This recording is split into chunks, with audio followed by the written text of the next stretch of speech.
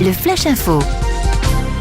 Des traces de radioactivité ont été relevées sur le wagon à destination de l'usine d'Areva qui avait déraillé à Drancy le 23 septembre, ont révélé l'ASN et Areva le 9 janvier dernier.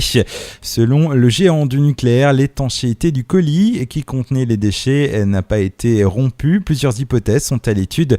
L'industriel étudie notamment la possibilité que cette trace ait été laissée au moment où le colis a été chargé dans le wagon et à la centrale de Nogent-sur-Seine.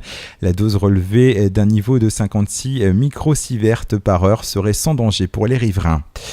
Un Britannique porté disparu, finalement retrouvé dans le Sud-Manche. Les gendarmes de Pontorson avaient lancé un appel à témoins. L'homme de 79 ans atteint de la maladie d'Alzheimer a été retrouvé samedi en début d'après-midi à 500 mètres de son domicile. Gelé, il a été conduit à l'hôpital d'Avranches pour y passer un examen. Samedi 11 janvier, un homme de 35 ans a été surpris par les policiers à traquer les voitures restées ouvertes dans la rue de la Duché à Cherbourg.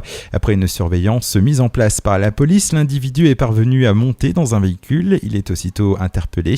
Placé en garde à vue, ce sans domicile fixe s'est trouvé en possession de divers objets volés. Il sera convoqué devant la justice le 15 avril prochain.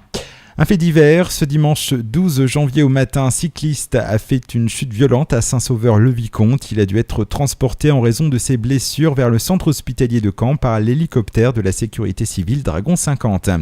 Et puis un mot de tennis pour terminer, Valentine Bachet a tout raflé ce week-end en Coupe de France 15 ans à Valence. Samedi, l'Équerre de Rovilez a remporté le double aux côtés de Shena Benamar avant de récidiver dimanche en simple. Avec ce doublé, Valentine Bachet imite une autre manchoise, la Tour-la-Villaise Alice Robb, qui a remporté la Coupe de France 13 ans en simple et en double l'an passé.